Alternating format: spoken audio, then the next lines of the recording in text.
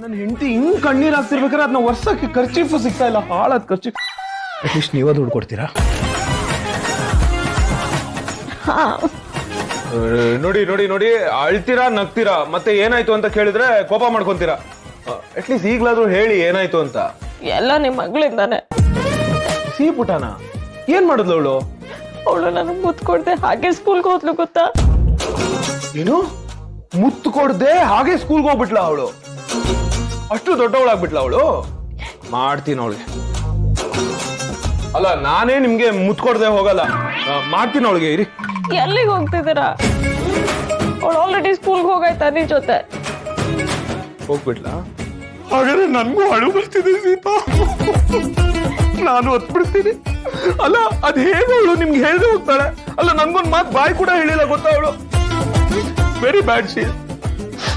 ಅದೇ ನಿಮ್ಗೆ ಎಷ್ಟು ಬೇಜಾರಾಗ್ತಿದೆ ಅಂತ ನಂಗೆ ಅರ್ಥ ಆಗುತ್ತೆ ಸೀತಾ. Don't very.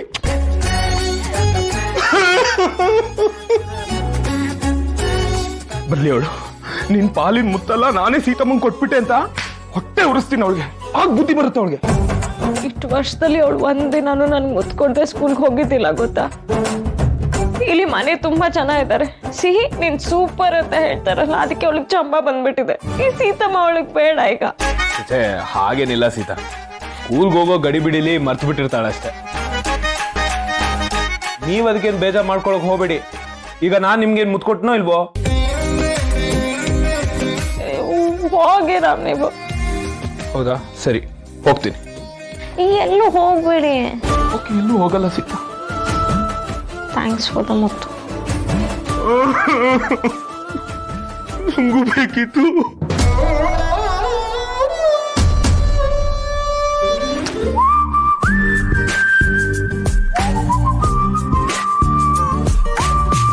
ಒಳ್ಳೆ ಚಿಕ್ಕ ಮಗು ತರ ಹತ್ಬಿಟ್ರಲ್ಲ ಸೀತಾ. ಹೌದು, ನನ್ನ ಮಗಳ ವಿಷಯದಲ್ಲಿ ನನ್ನ ಮಗುನೇ ಅವಳು ನನ್ನ ತಾಯಿನೇ. ನಾನು ಎಷ್ಟು ಬೈದ್ರು ಸರಿ, ಅವಳು ನನ್ನ ಹಿಂದೆನೆ ಸೀತಮ್ಮ ಸೀತಮ್ಮ ಅಂತ ಬರಬೇಕು, ನನ್ನ ಮುತ್ತು ಮಾಡಬೇಕು. ಅವಳು ಆ ಥರ ಮಾಡಲಿಲ್ಲ ಅಂದರೆ ನಾನು ಏನೋ ಕಳ್ಕೊಂಡಿದ್ದೀನಿ ಅಂತ ಅನ್ಸತ್ತೆ ಗೊತ್ತಾ? ಅಯ್ಯೋ, ಬೇಜಾರು ಮಾಡ್ಕೊಂಡು ಇಲ್ಲಿ ಬಂದು ಕೂತ್ಕೊಂಡ್ಬಿಟ್ಟೆ. ಶಾಲಿನಿ ಮತ್ತು ಶ್ಯಾಮ್ ಅವರಿಗೆ ಬ್ರೇಕ್ಫಾಸ್ಟ್ ಮಾಡಿ